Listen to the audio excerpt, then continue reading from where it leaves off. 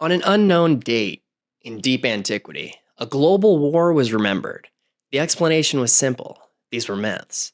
Stories invented to explain nature, chaos, and fear. But one detail never made sense.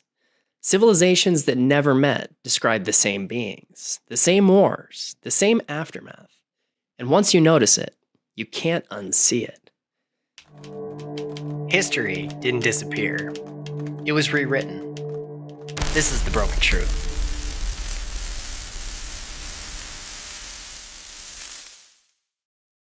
This is the Broken Truth Podcast. I'm your host, Garrett. Today's episode is titled The War of the Titans, When Giants Ruled the World.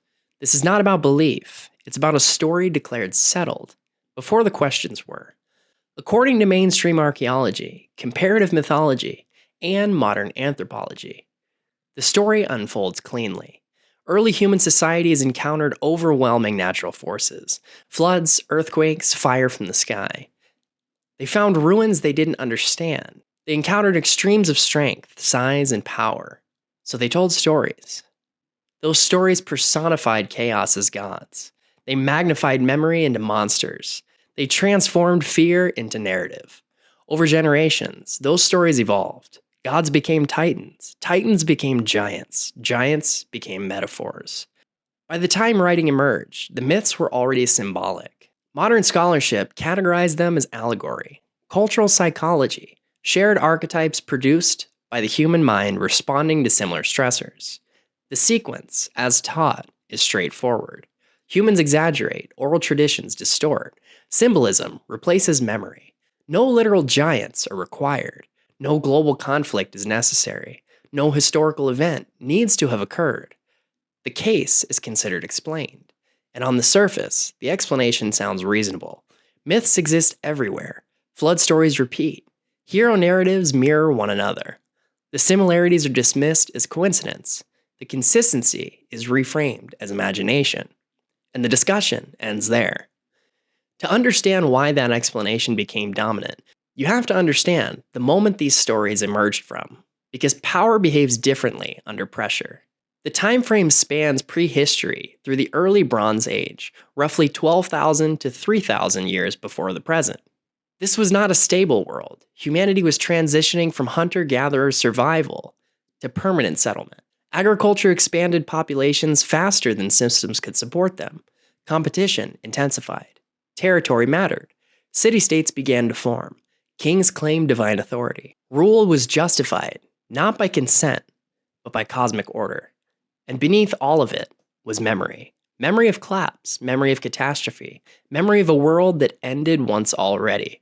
Flood layers appear in the archaeological record. Civilizations vanish abruptly. Settlements are abandoned without gradual decline.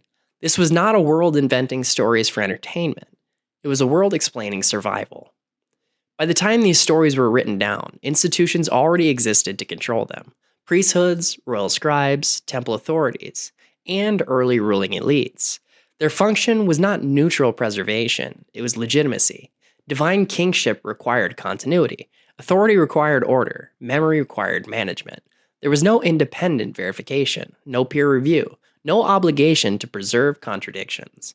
Knowledge flowed downward, never back up, and these institutions were already under strain.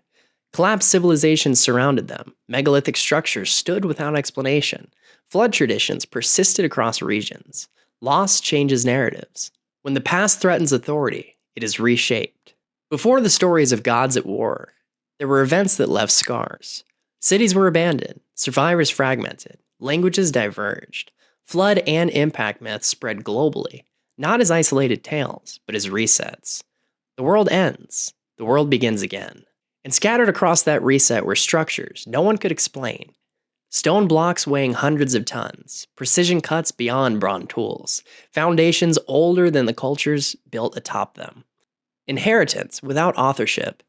These moments didn't disappear. They taught the system how to survive scrutiny. Rules existed, informal but enforced. Sacred knowledge was restricted. Oral traditions were controlled. Writing was reserved for elites. Truth was not democratic. There were no preservation standards, no obligation to record failure, no mechanism to challenge authority. Safeguards existed on paper. In practice, enforcement lagged behind power. Information flowed through prescribes and court historians. Their incentives were clear: stability over accuracy, authority over contradiction. Victories were amplified. Divine order was emphasized. Heroic gods replaced fallen ones. Stories of rebellion faded. Stories of defeat vanished. Stories of lost control were filtered out. This wasn't just about what was recorded. It was about what was never allowed to survive. Public trust was absolute. Authority was divine.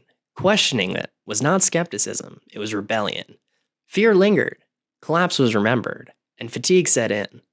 People didn't demand truth, they demanded belief. Order mattered more than accuracy. Those who benefited were clear: the ruling elites, the priesthoods, successor cultures who inherited power without inheritance of guilt. Those who paid a cost were equally clear. Anyone suggesting the gods failed, anyone implying power was once defeated, anyone pointing to a world before control. Silence preserved order, questions destabilized it. Silence is rarely accidental, it is usually incentivized. So by the time these stories were formalized, the contradictions were already set, the institutions were trained, the memory was filtered, the public was primed. Which is why what happens next wasn't shocking. What's shocking is how predictable it is. This is where the record breaks. Not because of theory, but because documentation ends. Giants are described in detail, but never explained. Wars are recorded, but never resolved. Defeated beings vanish from the record entirely. Names change, roles soften, causes disappear. What remains are ruins without attribution. Structures too large for later cultures, legends that stop mid-sentence, battles remembered without victors. This is where the narrative stops holding, not because answers don't exist, but because the answers would disrupt the structure that replaced them. When the official narrative fractures, alternatives don't rush in cleanly. They emerge unevenly, each explaining part of the record, none resolving it. Theory 1, symbolic mythology. This is the dominant academic position. Giants are metaphors, titans are archetypes. The wars represent chaos versus order, nature versus civilization, instinct versus reason. According to this view, human psychology produces similar stories when exposed to similar pressures. Floods become resets, power becomes personified, size becomes symbolic. This theory explains why myths exist everywhere. What it does not explain is specificity. Why giants are consistently described as physical beings. Why wars involve geography, weapons, hierarchies, and aftermaths. Why defeat is remembered, but victory is often absent. Symbolism accounts for presence, it does not account for structure. Theory 2, a lost human civilization. This theory suggests the myths are memories, distorted but grounded. Not of gods, of humans, an advanced prehistory, a civilization erased by catastrophe. Survivors preserving fragments through story.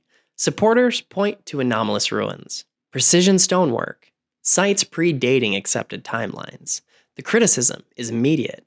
There are no surviving texts, no continuous record, no accepted transitional artifacts. What this theory explains well is inheritance without authorship. What it cannot explain is scale. Giants are not described as merely advanced humans. They are consistently described as different. Theory 3, non-human giants. This theory relies on the texts themselves. Ancient writings across cultures describe beings larger than humans, born before or alongside them. Beings who ruled, beings who fought, beings who lost. Supporters cite skeletal anomalies, suppressed findings, and genetic inconsistencies.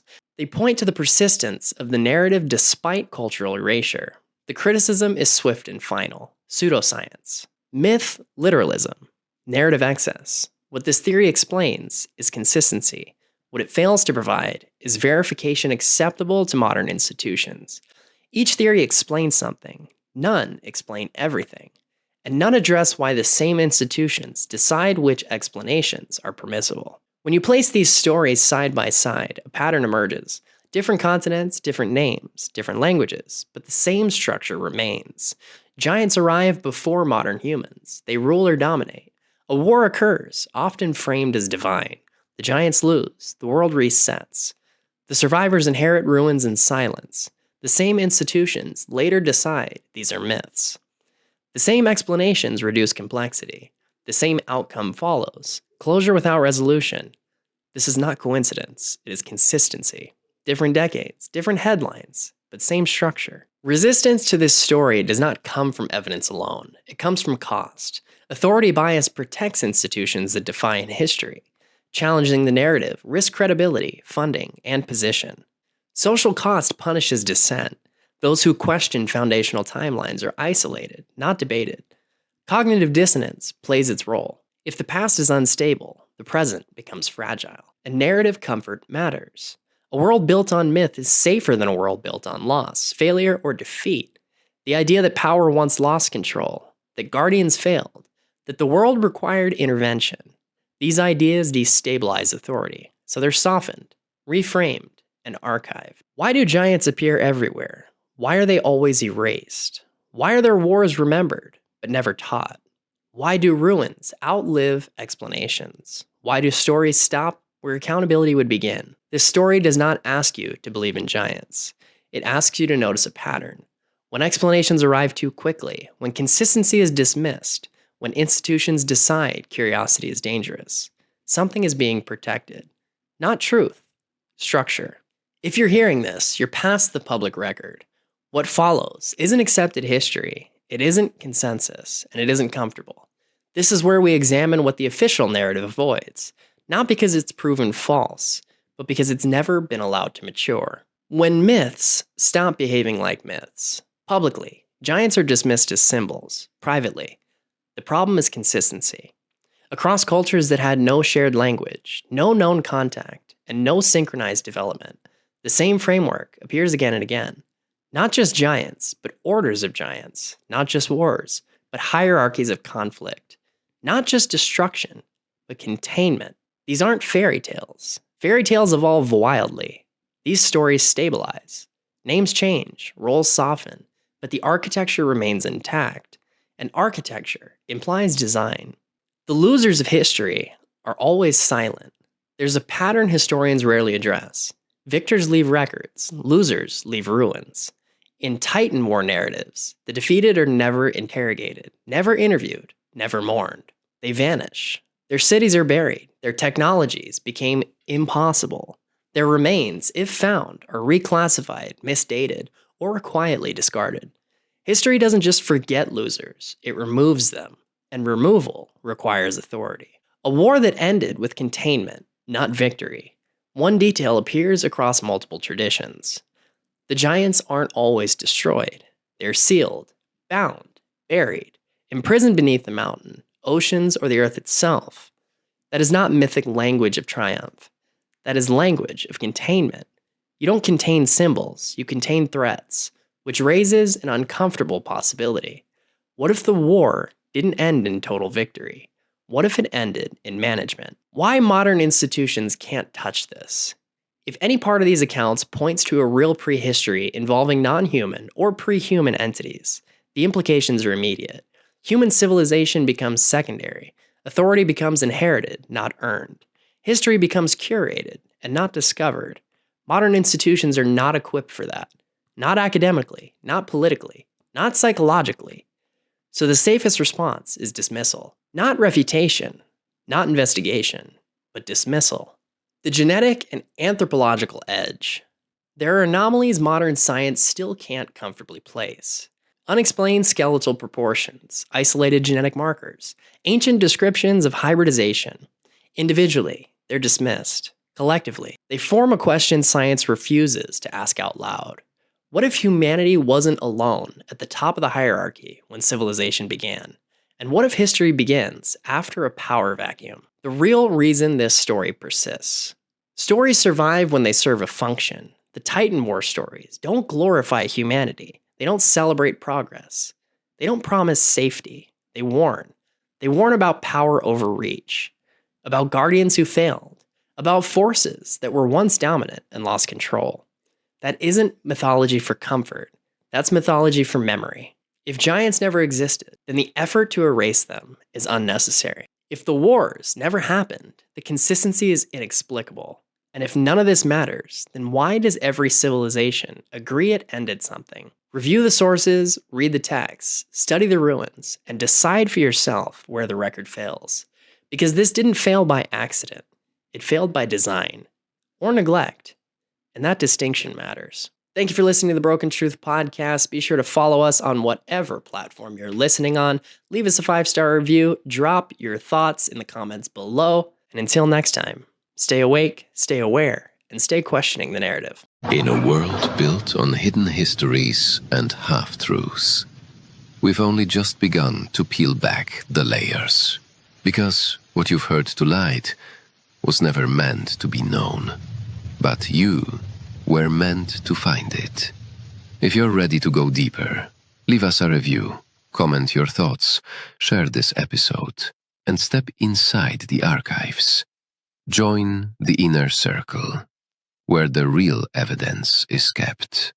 This is the broken truth, because the truth isn't whole, it's broken.